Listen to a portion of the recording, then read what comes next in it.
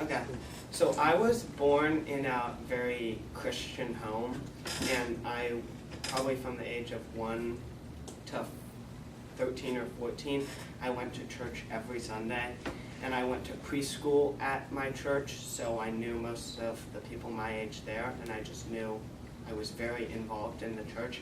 My mother was a member of the vestry board, and I remember from the age of 5 until I was 11, I wasn't allowed to take communion, and my parents said this. Everyone else was taking communion, and I was really angry at my parents that I wasn't allowed to take communion. I was like, wait, all my friends are doing this. It seemed cool, it was something new, and so I really, really wanted to take communion. So I would every Sunday go to my mom after church and be like, why am I not allowed to take communion? Because the way it works is they come around with a chalice, which is filled with wine, and they give it to people, and they give you a piece of bread, and most people dip it in the bread, and I thought it was awesome. But if you don't receive communion, the priest will give you a blessing. So it's sort of like everyone around you is getting this, and you're sitting there, and you're like, hey, what's up? And I'm like this 11-year-old kid getting a blessing, and 3-year-olds are next to me taking communion. So I was getting really annoyed at my mom, and I was like, why can't I take communion? And every time she would say to me, well, unless she would ask me, okay, can you explain to me what communion means and why you want to take it? And every time I would be like, well, my friends are all taking it, and this isn't fair. And then my mom was like, well, you should understand the story.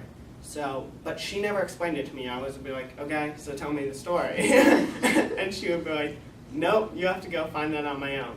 So when I was born, I was given, my next door neighbors also happened to be my godparents. So when I was born, I was given a Bible. And I remember finally when I was age 11, I was reading. I thought I was super smart. I was like, I can just read the story, stoop my mom. So I went next door to my godparents' house, and I was like, okay, I'm going to read this. If I don't understand something, can you help me? So I spent 30 minutes reading, and then I was like, I don't really understand this, so I went out to play. But I was like, okay, I can fool my mom into thinking I've read this. So I came home, and I was like, how about that Nazareth guy? And my mom was like, Bill? I was like, Jesus of Nazareth, Jesus' father, Nazareth. And she was like, no, that's not how it works. So I was like, rats, I didn't get it this time. But a lot of Sundays after church, I would go over there. And my godparents were close with my mom, so my mom had told them, don't just tell them. So I would go over there being like, come on, just tell me so I can take this. And then finally, I was reading it. And then finally, because a lot of the Bible is actually kind of complicated, and I don't think my 11-year-old mind was really ready to comprehend, I was like, okay, I'll make it. I told this to my godparents. I was like, I'll make a deal with you. If you read it to me, I'll listen and I'll understand. So for the next 5 Sundays, I would say it was, I was read the story of the Last Supper, but I wasn't just read that. I was read a lot of passages from Luke and Mark and the Gospels and sort of other Bible stories too, to sort of fully comprehend the Last Supper and everything. So finally, I understood it, and I had sought that out, that information, and I go back to my mom and I tell it to her, and she's like, oh, okay, you can take communion. So on the first time I took communion, I brought the Bible with me, and I guess it just sort of signifies that I was, though I'd been raised in this religious environment and everyone else was taking communion, and my parents, I don't know if it was embarrassing to them, but there's their son, and they're active members of the church, and he's not taking communion. And it's sort of the idea that you have to understand something to believe it.